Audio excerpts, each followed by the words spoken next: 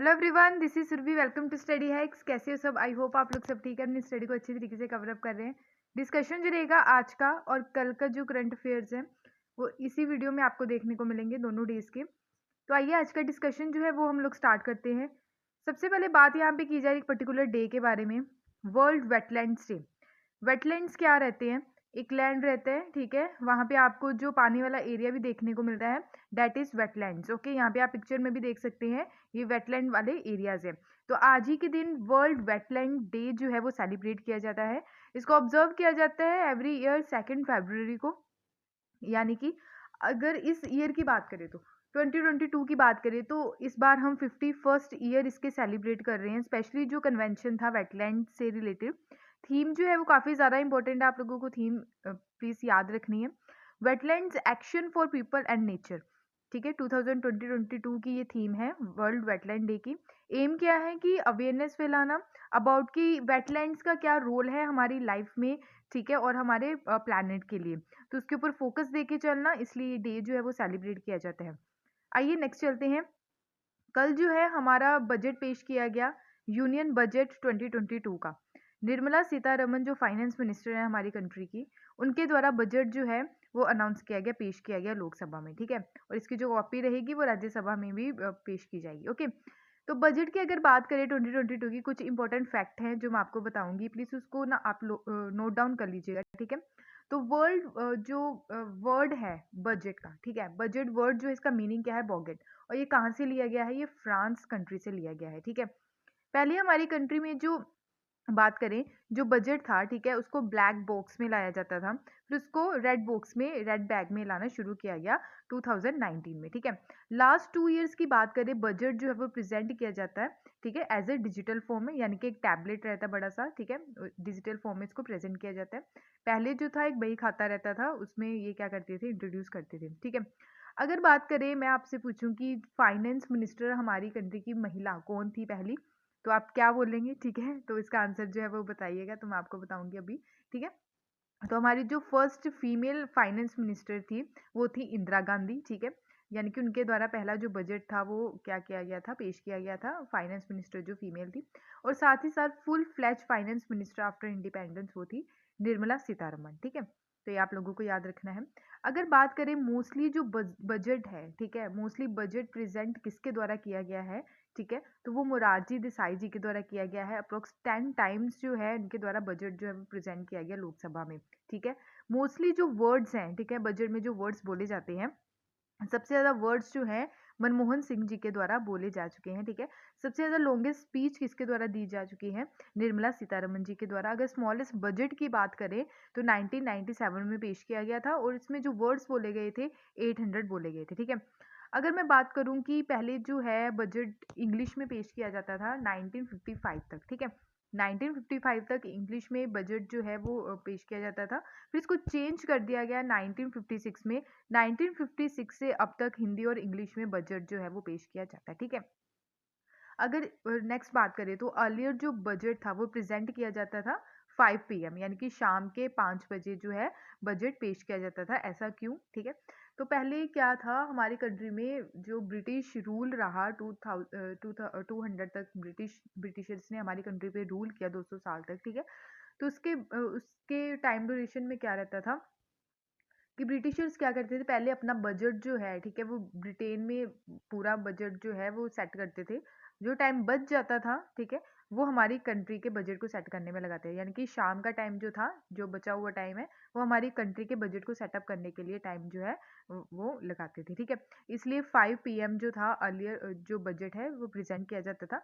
फिर इसको चेंज किया गया, ठीक है। अगर किसी ने कल की स्पीच सुनी होगी तो 11 जो है 11 बजे सुबह के, तो हमारा बजट जो है वो पेश किया गया, ठीक है। तो इसको जो चेंज किया गया 5 पीएम टू 11 एएम, तो किया गया ये 1999 में, ठीक है। ब्रिटिशर्स के द्वारा फोकस किया जाता था स्टार्टिंग में, सबसे ज़्यादा किस एरिया पे फोकस किया जाता था? रेलवे पे फोकस किया जाता था, क्योंकि ट्रेड लिंकिंग जो है बनाना, लिंकेज बनाना, मेन मकसद यही था, ठीक है। ट्रेड से रिलेटेड व्यापार जो करते थे ब्रिटिशर्स हमारी कंट्री में, तो रेलवे के ऊपर सबसे ज़्यादा पैसा खर्च जो है ब्रिटिशर्स के द्वारा किया जाता था, ठीक है। अगर मैं बात करूँ 2016 तक क्या था, रेलवे बजट और जो है हमारा जो जनरल बजट जो है, इसको अलग-अलग क्या किया जाता था, प्रेज़ेंट किया जाता था। फिर इसको मर्ज कर दिया गया 2016 में, और 2017 से क्या किया गया, रेलवे बजट और जो जनरल बजट है इसको साथ में ही प्रेज़ेंट करना शुरू कर दिया गया, ठीक है। अगर बात करें स्टार्टिंग में जो था, यानी कि 28 फ़रवरी को हम क्या करते थे, बजट को प्रेज़ेंट करते थे लोकसभा में, फिर इसको चेंज कर दिया गया, ये भी 2017 में चेंज किया गया और 1 फ़रवरी को प्रेज़ेंट करना स्टार्ट किया गया, ठीक है। तो ये काफ़ी ज़्यादा इम्पोर्टेंट चीज़ें थी जो आपके लिए इम्पोर्टेंट है, ठीक है। तो ये इम्पोर्टेंट फैक्ट है, इसको नोट डाउन ज़रूर कर लीजिएगा, ठीक है। उसके बाद बात करें तो ये जो अगर हमारी कंट्री में सबसे ज़्यादा पैसा आता कहाँ से है? ये बोरोइंग एंड अदर लायबिलिटी से आता है 35%, ठीक है। जीएसटी से 16%, इनकम टैक्स कॉर्पोरेशन टैक्स जो है 15%, union excise duty 7%, non tax revenue 5%, customs 5%, non डेब्ट कैपिटल रिसिप्ट्स जो हैं, ठीक है। तो ये भी 5% जो है यहाँ से मनी जो है बोरो की जाती है, ठीक है। अगर बात करें कि पैसा जाता कहाँ है हमारी गवर्नमेंट का, अगर हमने बोरिंग की है, उधार लिया है, लोन लिया है अलग-अलग कंट्री से, वर्ल्ड बैंक से, तो इंटरेस्ट पेमेंट में सबसे ज़्यादा क्या जाएगा, पैसा जाएगा। तो इंटरेस्ट पेमेंट में 20% जो है वो पैसा जाता है हमारी कंट्री का। State share of taxes and duty 17% जाता है। सेंट्रल सेक्टर स्कीम्स की अगर बात करें तो 15%, centrally sponsored scheme 9%, finance commission and other transfers जो हैं उसमें 10% जाता है। डिफेंस के लिए 8%, सब्सिडीज़ 8%, पेंशन्स जो रहती हैं गवर्नमेंट एम्प्लॉइज़ की तो वहाँ पे 4%, ठीक है। अगर मैं यहाँ पे बात करूँ कि मेन फोकस इस बजट में 2022 के बजट में जो दिया गया है, पीएम गति शक्ति जो है यहाँ पे फ़ोकस देने की बात की जा रही है। सबसे ज़्यादा जो पैसा अलॉट किया गया है मिनिस्ट्री ऑफ डिफेंस के लिए किया गया है, ठीक है। इंक्लूसिव जो डेवलपमेंट है ये काफ़ी ज़्यादा इंपॉर्टेंट है, इंक्लूसिव डेवलपमेंट, यानी कि जैसे गाँव वाला एरिया वहाँ पे बैंक नहीं है, पोस्ट ऑफिसेज़ हैं, ठीक है। जो लोग बैंकिंग से जुड़े नहीं है, जिनके अकाउंट्स नहीं है, ठीक है, बैंकिंग में, उन लोगों को बैंक तक लेके आना ताकि उनके अकाउंट्स वगैरह बनाए जा सके, ठीक है। ईज़िली जो पेमेंट सिस्टम है वो हो सके, इंक्लूसिव डेवलपमेंट किया जा सके। एनर्जी ट्रांज़िशन में यहाँ पे फ़ोकस किया जा रहा है। सनराइज़ अपॉर्च्युनिटीज़ जो है, साथ ही साथ प्रोडक्टिविटी एनहांसमेंट, क्लाइमेट एक्शन पे फ़ोकस किया जाएगा, इसके चलते फाइनेंसिंग ऑफ इन्वेस्टमेंट में फ़ोकस किया जाएगा।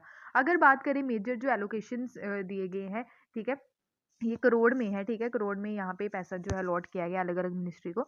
सबसे ज़्यादा डिफेंस मिनिस्ट्री को पैसा दिया गया है, ठीक है, 4,78,196 करोड़, ठीक है, तो करोड़्स में है, तो इतना याद नहीं रखना आपको, बस आपको ये याद रखें कि सबसे ज़्यादा जो पैसा दिया गया है, मिनिस्ट्री ऑफ डिफेंस को दिया गया है इसमें, ठीक है। फिर ministry of customer affairs and consumer affairs, food and public distribution, ठीक है। उसके बाद ministry of home affair, ministry of rural development, ministry of agriculture and farmer welfare, ministry of road transport and highways, ministry of railways, ministry of education, ministry of health and family welfare, ministry of housing and urban affair, ठीक है। तो यहाँ पे जो last में अगर allocation की बात करें तो ministry of housing and urban affairs को दिया गया है, ठीक है। तो आई होप आपको ये क्लियर हुआ होगा। बढ़ते हैं नेक्स्ट आर्टिकल की ओर, ठीक है। उससे पहले यहाँ पे ये भी डिस्कस कर लेते हैं कि जो आम आदमी है, ठीक है, यानी कि जो मिडिल क्लास व्यक्ति है, ठीक है, उनका कहना ये है कि हम लोगों के लिए गवर्नमेंट ने क्या किया है बजट में, ठीक है, तो उनका यही मानना है कि हम लोगों को पीछे छोड़ दिया है, क्योंकि जो टैक्स स्लैब्स है उसमें कुछ चेंज नहीं किए गए हैं, अनचेंज्ड रही टैक्स स्लैब्स जो हैं, ठीक है। अगर टैक्स स्लैब की बात करें जिसकी एनुअल जो इनकम है 2,50,000 है, ठीक है, तो इंडिविजुअल को कोई भी यहाँ पे नहीं दिया जाएगा टैक्स, मतलब वो नहीं पे करेगा। अगर सीनियर सिटीजन्स की बात करें, सीनियर सिटीजन यानी कि जिनकी एज 60 से अबव है, ठीक है, तो वो भी नहीं पे करेंगे। सुपर सीनियर सिटीजन जो 80 ईयर से अबव है वो भी पे यहाँ पे नहीं करेंगे, ठीक है। अगर बात करें 2 लाख से 3 लाख के बिटवीन जिनकी एनुअल सैलरी है, ठीक है, जिनकी, तो 5% वो टैक्स पे करेंगे, यहाँ पे सीनियर सिटीजन के लिए नील है, तो सुपर सीनियर सिटीजन के लिए भी नील है, ठीक है। यहाँ पे 3 लाख से 5 लाख तक 5% वो पे करेंगे, 5 lakh to 10 lakh 20%, 10 lakh to above 30%, ठीक है। अगर बात करें यहाँ पे 3 लाख टू 5% देना पड़ेगा, 3 लाख टू 5 लाख, ठीक है। तो जिनकी 5 लाख टू 10 लाख है तो 20% एंड 10 लाख टू अबव है तो 30%, ये सीनियर सिटीजन्स के लिए, ठीक है। तो स्टार्टिंग के यहाँ पे सुपर सीनियर सिटीजन्स के जो है वो नील रहेंगे, जो दो हैं लास्ट के 2 हैं 5 lakh to 10 lakh and 10 lakh to above 20 और 30% देना पड़ेगा, ठीक है। तो ये काफ़ी ज़्यादा इंपॉर्टेंट है, स्लैब्स आपको पता होनी चाहिए, ठीक है? तो इसमें कोई चेंज नहीं किया गया है, तो ये काफ़ी ज़्यादा क्रिटिसाइज़ भी किया जा रहा है इसको, जो इंपॉर्टेंट चीज़ें हैं। उसके अलावा बात करें गति शक्ति जो है, ठीक है? कैसे ट्रेन 18 को आगे लेके चलना है, इंफ्रास्ट्रक्चर पे कैसे करना है। डिजिटल करेंसी की अगर बात करें तो यहाँ पे जो प्रपोज़ किया गया है, 30% टैक्स लगाया जाएगा, इनकम जो होगी वर्चुअल जो डिजिटल एसेट्स हैं, ठीक है? तो गवर्नमेंट अब क्या करने जा रही है, रेगुलेट करने जा रही है डिजिटल करेंसी को। पहले जो बात की जा रही थी, ये मुद्दा सुप्रीम कोर्ट में गया था, ठीक है? सुप्रीम कोर्ट के द्वारा बोला गया था कि बैन नहीं करना, चीज़ों को रेगुलेट करना है। तो अब गवर्नमेंट क्या कर रही है, ठीक है? रेगुलेट करने की यहाँ पे बात की जा रही है, ठीक है? जैसे क्रिप्टो करेंसीज़ हो गई, नॉन फिंजिबल टोकन्स हो गए, ठीक है? तो टैक्स स्लैब्स में कोई चेंजेस नहीं किया गया है। ई पासपोर्ट्स जो रहेंगे, ठीक है? उसको भी रोल आउट किया जाएगा आने वाले टाइम में, ठीक है? साथ ही साथ जो परसेंटेज है जीडीपी का, 10.4% जो है इसकी ग्रोथ देखने को मिलेगी। कंट्री का ग्रोथ जो रहेगा 9.2% रहेगा। 5G सर्विस जो है वो भी फाइनेंशियल ईयर 23 में जो है वो आ जाएगी। तो काफ़ी ज़्यादा इम्पोर्टेंट ये चीज़ें हैं। ग्रीन बॉन्ड्स जो है ये टारगेट रखा गया है स्पेशली कार्बन न्यूट्रलिटी का, ताकि हेल्प की जा सके जो हमारा टारगेट है अचीव करने के लिए नेट ज़ीरो मिशन 2070 तक का, ठीक है? 5 ट्रिलियन इकोनॉमी जो है वो ये टारगेट है 2026 का, ठीक है? अगर सेंसेक्स की बात करें तो ये भी राइज़ हुआ है, ठीक है? राइज़ होगा, ठीक है? 1.46% गवर्नमेंट का जो इंफ्रास्ट्रक्चर प्लान के हिसाब से, ठीक है?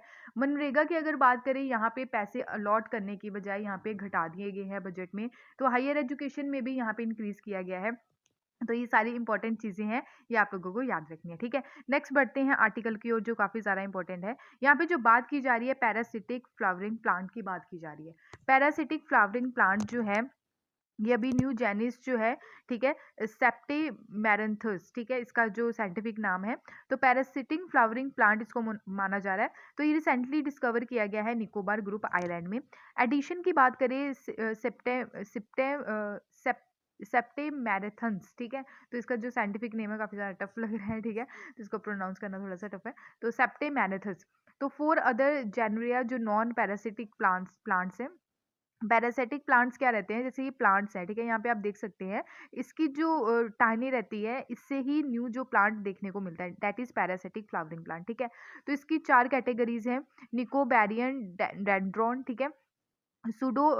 सूडोडिप्लोस्पैरा, ठीक है? पेप्सी स्टाइलिस, साइप्रैंथेरा, ठीक है? तो ये नेम है जो नॉन पैरासिटिक प्लांट्स में आते हैं, ठीक है?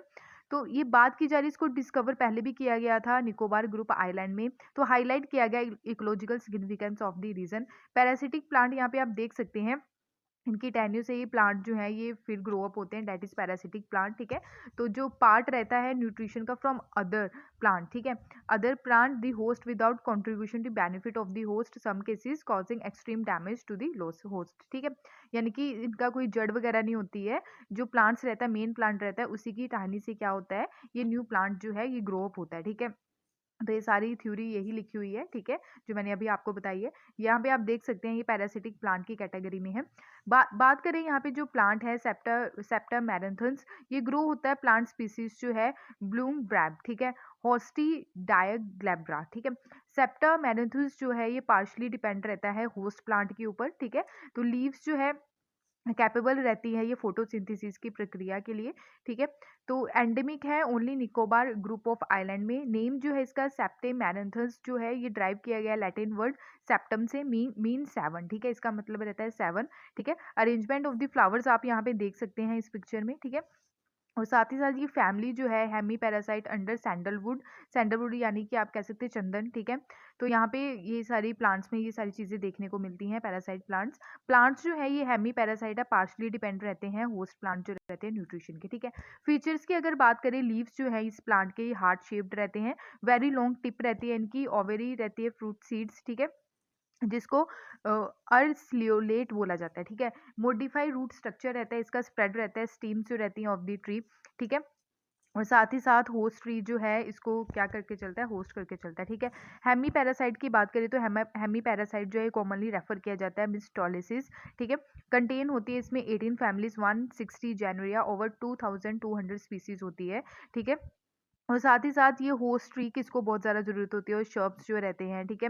तो डिपेंड रहता है ये प्लांट स्पेशली होस्ट जो ट्रीज रहते हैं उसके ऊपर। ये काफ़ी ज़्यादा इंपॉर्टेंट रोल प्ले करता है स्पेशली फूड फॉर फ्रिग्यूवोरिसीज जो फीडिंग ऑन फ्रूट, ठीक है, बर्ड्स जो रहते हैं, ठीक है। उसके अलावा यहाँ पे बात करें तो यहाँ पे आप देख सकते हैं डिफरेंशिएट जो यहाँ पे दे रखा है, total parasite versus parasite, partial parasite, ठीक है। टोटल पैरासाइट पैरासाइट यानी कि कंप्लीट पैरासाइट रहता है, ये डिपेंड रहता है होस्ट के ऊपर, होस्ट ट्री के ऊपर। पार्शियल पैरासाइट जो है ये डिपेंड रहता है host for the some requirement, ठीक है। डिपेंड रहता है होस्ट प्लांट के ऊपर, जैसे sugar, mineral and water, water के लिए। यहाँ पे फोटोसिंथेसिस की जो प्रक्रिया रहती है पार्शियल पैरासाइट में, ठीक है। तो साथ ही साथ प्रोड्यूस करता है खुद का ही फूड, डिपेंड होता है ये host for water and shelter के ऊपर। इसको होलो पैरासाइटिक प्लांट बोला जाता है, टोटल पैरासाइट को, ठीक है। और साथ ही साथ ये कंटेन करता है क्लोरोफिल, ठीक है। एग्जाम्पल डोडर हो गया, ठीक है। रेफ्लिशिया जो प्लांट्स रहते हैं, ये कुछ प्लांट्स हैं जो पैरासाइट कैटेगरी में आते हैं, टोटल पैरासाइट, ठीक है। अगर पार्शियल पैरासाइट की बात करें, ये हेमी पैरासाइट प्लांट बोला जाता है इसको। क्लोरोफिल जो है ये कंटेन करता है, ठीक है। साथ ही साथ इसकी एग्जाम्पल देखिए तो येलो रेटल है, मिस टैल्टो है, ठीक है, कैस्टिलीजा है, ठीक है। ये प्लांट्स के नाम है जो पार्शियल पैरासाइट पैरासाइट में आते हैं, ठीक है। नेक्स्ट यहाँ पे बात की जा रही है second ASEAN digital ministering meet यहाँ पे देखने को मिली, ठीक है। तो ये सेकंड थी आशियान की जो मिनिस्ट्री जो मीटिंग थी, डिजिटल मिनिस्टर्स मीट, ठीक है। तो ये 2022 की यहाँ पे देखने को मिली। तो बात करें यहाँ पे, ये जो एनुअल मीटिंग होती है टेलीकॉम मिनिस्टर्स की 10 आशियान कंट्रीज के बिटवीन, ठीक है। आशियान की full form association of south east Asian nation, ठीक है। आशियान के बारे में अगर बात करें यहाँ पे डिटेल में मैं यहाँ पे डिस्कस करूंगी। Association of south east Asian nation जो है, ठीक है, टोटल इसमें 10 कंट्रीज है। मोटो क्या है, one vision, one identity and one community, ठीक है। 8 अगस्त को हम आशियान डे भी सेलिब्रेट करते हैं, यार आप लोगों को याद रखना है। 1967 में इसको इस्टेब्लिश किया गया था। अगर इसके हेडक्वार्टर्स की बात करें तो इंडोनेशिया जकार्ता में है, ठीक है। अब इंडोनेशिया भी क्या कर रही है, अपनी जो कैपिटल है वो ट्रांसफर कर रही है, ठीक है, रीलोकेट कर रही है। तो 1967 में इसको बनाया गया था, साइन किया गया था बैंकॉक डेक्लेरेशन। फाउंडिंग फादर्स कौन थे, तो फाउंडिंग फादर्स कौन थे, Indonesia, Malaysia, Philippines, Singapore and Thailand. फिर बाद में जो अलग कंट्रीज यहाँ पे ऐड ऑन हुई वो थी ब्रुनई 1984 में, वियतनाम 1995 में, लाओस एंड म्यांमार जो है दोनों इकट्ठे ही इनके द्वारा यहाँ पे ज्वाइन किया गया आशियान ग्रुप को 1997 में, कंबोडिया 1999 में, ठीक है। तो ये इंपॉर्टेंट है, याद रखिएगा। तो यहाँ पे आशियान कंट्रीज की बात करें तो टोटल 10 कंट्रीज हैं, ठीक है। Australia, Canada, China, European union, India, Japan, Republic of Korea, New Zealand, Russia, UK and US, ठीक है। तो ये डायलॉग पार्टनर कंट्रीज हैं। 10 जो कंट्रीज है वो मैंने आपको अभी बता दी थी इस स्लाइड में, ठीक है। तो आई होप आपको ये सारी चीज़ें क्लियर हुई होंगी। इंडिया इंडिया आशियान जो डिजिटल वर्क प्लान है 2022 का, तो यहाँ पे जो ज्वाइंटली अप्रूव किया गया है कि प्लान कैसे जो बनाना है उस पे कैसे इम्प्लीमेंट करना है, चीज़ों को डेवलप कैसे करना है कि हम कॉम्पैक्ट कर सके, स्पेशली जो काउंटरलीट जो मोबाइल हैंडसेट जो है अलग अलग एरियाज में प्रोवाइड करना है, ताकि जो यूज़ किया जा रहा है स्टूडेंट, ठीक है। अदर एरियाज की बात करें कि कॉर्पोरेशन जो है included wifi access, network interference, nationwide public internet provide करवाना, ठीक है। कैपेसिटी बिल्डिंग प्रोग्राम जो है वो लेके चलना, नॉलेज शेयरिंग जो चीज़ें हैं वो इमर्ज होके आए अलग अलग एरियाज में, field of information and communication technology की फील्ड में, जैसे इंटरनेट ऑफ थिंग हो गया, 5G टेक्नोलॉजी होगी, ठीक है। एडवांस सैटेलाइट कम्युनिकेशन सिस्टम कैसे लेके चलना है, और साइबर फोरेंसिस जो है वो सेटअप कैसे करनी है, ठीक है। सिग्निफिकेंस क्या है इंफॉर्मेशन एंड कम्युनिकेशन टेक्नोलॉजीज का, ठीक है। अनेबल कैसे करना, स्ट्रेंथन कैसे करना डेमोक्रेटिक सिस्टम जो है, इंस्टीट्यूशंस जो है through enhance engagement between citizen and state, ठीक है। यूज कैसे करना है information and communication technology, specially promote करना है इसके चलते फ्री स्पीच, ह्यूमन राइट्स जो है, ठीक है। फ्री फ्लो ऑफ इंफॉर्मेशन भी साइड एक्सपैंड करना, सिटीजन अपॉर्चुनिटीज प्रोवाइड करवाना, पार्टिसिपेंट सही होना चाहिए एक पर्टिकुलर सिटीजन का, डिसीजन मेकिंग प्रोसेस जो है वो डेवलप करना, साथ ही साथ ट्रांसफॉर्म करना लोगों की लाइफ जो है, स्पेशली रूरल एरियाज में जहाँ पे इंटरनेट नहीं है वहाँ पे इंटरनेट की फैसिलिटीज़ जो है वो प्रोवाइड करवाना। टेक्नोलॉजी जो है वो इमर्ज की जाएगी, यानी कि एज इमर्ज हुई है as a powerful tool, mitigate impact जो पड़ा उसके तहत कोविड 19 के पैंडेमिक के तहत, तो काफ़ी ज़्यादा चीज़ें जो है वो उथल-पुथल हो गई, ठीक है? तो अगर बात करें is not just a challenge of public health system but also adversely impact भी पड़ा इकोनॉमी के ऊपर, सोशल ऑर्डर के ऊपर, ठीक है? अलग-अलग कंट्रीज़ में। तो इसको भी कैसे टैकल करके चलना है, ये भी सारी चीज़ें जो है यहाँ पे डिस्कस की गई। अगर यहाँ पे बात करें कि इंडिया के द्वारा क्या-क्या स्टेप्स जो हैं वो लेने की बात की जा रही है, जो टेलीकॉम मिनिस्ट्री है दिसंबर 2019 में इनके द्वारा लॉन्च किया गया था portable help people in Delhi NCR block and trace किया जाएगा स्टोलन लॉस जो मोबाइल जो फ़ोन्स हैं, ठीक है? यानी कि जो चोरी हो चुके हैं मोबाइल फ़ोन जो गुम हो चुके हैं उसको ट्रेस करने की यहाँ पे बात की जाएगी, ठीक है? ये जो लॉन्च किया गया था इसके ऐप के पोर्टल के तहत, ठीक है? साथ ही साथ एक प्रोजेक्ट जो है central equipment identity register system जो है अंडरटेक इसको किया जाएगा बाय द टेलीकॉम डिपार्टमेंट के द्वारा, ठीक है? जो एड्रेस किया जाएगा सिक्योरिटी जो थेफ्ट देखने को मिलता है और अदर कंसर्न जो है including reprogramming and mobile handset से, ठीक है? तो ये सारी चीज़ें जो हैं इस पे फोकस दिया गया हमारी कंट्री के द्वारा, तो आगे भी जो चैलेंजेस है वो कैसे टैकल करके चलने हैं, ठीक है? आशियन डिफेंस जो मिनिस्टर्स मीटिंग थी, ठीक है? ये जो अदर जो इनिशिएटिव है अदर जो मीटिंग्स हैं उसके बारे में आपको बताऊंगी, ठीक है? तो आशियान की डिफेंस मिनिस्टर जो मीटिंग है प्लस इसको बोलते हैं, जो ये एनुअल मीटिंग है डिफेंस मिनिस्ट्रीज के बिटवीन होती है अप्रोक्स जो 10 आशियान कंट्रीज़ हैं उनके बिटवीन, ठीक है? और 8 डायलॉग पार्टनर्स इसमें रहते हैं, ठीक है? तो ये डायलॉग पार्टनर्स कौन-कौन से इसमें हमारी कंट्री भी है, ठीक है? Australia, China, India, Japan, New Zealand, Republic of Korea, Russian federation, United states, ठीक है? और साथ ही साथ आशियान रीजनल जो फॉर्म है इसको एस्टैब्लिश किया गया 1994 में। आशियान रीजनल फॉर्म जो है ये इंपॉर्टेंट प्लेटफॉर्म है सिक्योरिटी डायलॉग को लेके स्पेशली इंडो पैसिफिक रीजन में, ठीक है? कंप्राइज है इसमें 27 मेंबर्स और 10 आशियान मेंबर्स हैं, ठीक है? तो 10 आशियान मेंबर्स तो आपको पता ही है और बाकी जो 27 मेंबर्स हैं, ठीक है? तो यहाँ पे पार्टिसिपेट करते हैं। ईस्ट एशिया समिट जो है ये एस्टैब्लिश इसको किया गया 2005 में। 18 रीजनल लीडर्स जो हैं यहाँ पे पार्टिसिपेट करते हैं फॉर स्ट्रैटेजिक डायलॉग्स के लिए एंड कॉर्पोरेशन के लिए, स्पेशली जो पॉलिटिकल सिक्योरिटी इकोनॉमिक चैलेंजेस जो है आज के टाइम में इंडो पैसिफिक रीजन में जो कंट्रीज है वो फेस कर रही हैं उसको टैकल करने के लिए ईस्ट एशिया समिट को यहाँ पे 2005 में एस्टैब्लिश किया गया, ठीक है? और साथ ही साथ इसमें कंप्राइजेज है 10 आशियान मेंबर कंट्रीज हैं, ठीक है? और 8 अदर जो नेमली हैं Australia, China, Japan, New Zealand, Republic of Korea, Russia and USA, ठीक है? तो आई होप आपको ये सारी चीज़ें क्लियर हुई होंगी, डिटेल में मैंने सारी चीज़ें डिस्कस की हैं, ठीक है? अगर कोई भी डाउट होगा तो प्लीज़ कमेंट सेक्शन में ज़रूर बताइएगा, ठीक है? यहाँ पे बात की जा रही है इंडिया और ओमान के रिलेशन के बारे में, ठीक है?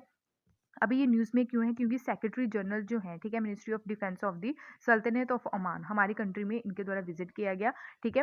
तो दिल्ली में जो है ये को-चेयर किया जाएगा joint military corporation committee defence secretary के साथ, ठीक है? 2 कंट्रीज़ जो हैं ये अरेबियन सी में है, ठीक है? ओमान की अगर बात करें मैं आपको यहाँ पे मैप दिखाऊँ, ठीक है? ये अरेबियन सी है, यहाँ पे ओमान है, ठीक है? Gulf of Oman, Persian gulf और ये है स्ट्रेट ऑफ हॉर्मुज़ है।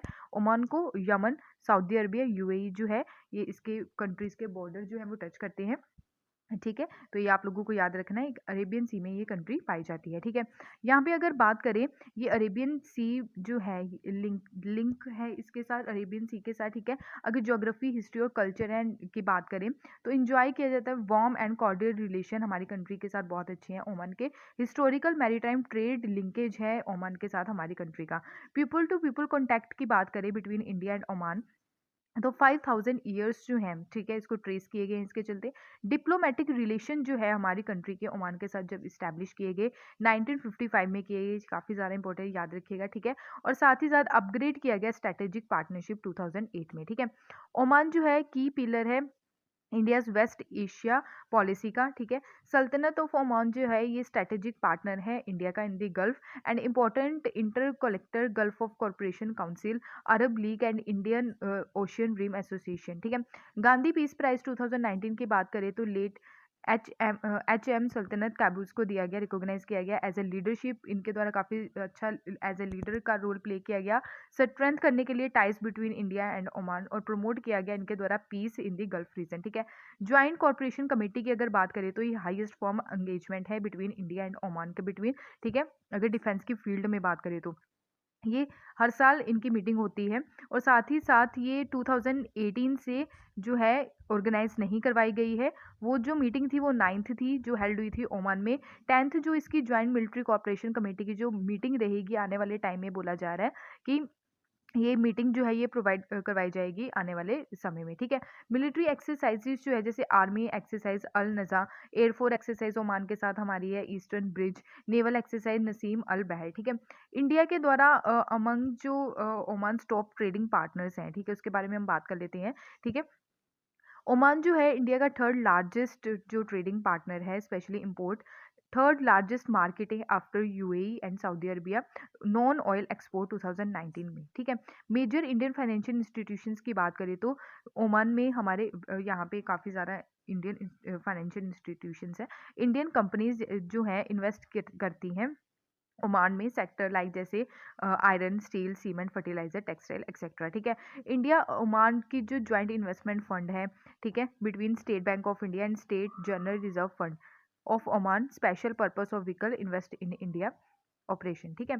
इंडियन कम्युनिटी की बात करें यानी कि हमारी जो पॉपुलेशन है जो ओमान में रहती है, ठीक है, तो देयर आर 6.2 लाख इंडियंस जो है ये ओमान में रहते हैं। अबाउट 4.8 लाख जो वर्कर्स हैं, प्रोफेशनल्स जो हैं वहाँ पे काम करते हैं। इंडियन फैमिलीज जो है जो ओमान में रहती है वो है यानी कि 150 से 200 साल हो गए हैं उनको रहते हुए, ठीक है। तो काफ़ी सालों से जो हमारी कंट्रीज़ के जो सिटीजन्स हैं या हमारी कंट्रीज़ के जो लोग हैं वहाँ पे रह रहे हैं, ठीक है।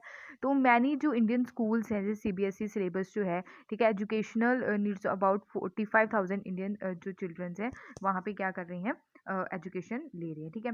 ओमान जो है इंडिया क्लोजेस्ट डिफेंस पार्टनर है, अगर गल्फ रीजन की बात करें तो इंपॉर्टेंट एंकर है। इंडिया डिफेंस एंड स्ट्रेटेजिक जो इंटरेस्ट है वो काफ़ी ज़्यादा अच्छे हैं हमारे ओमान के साथ।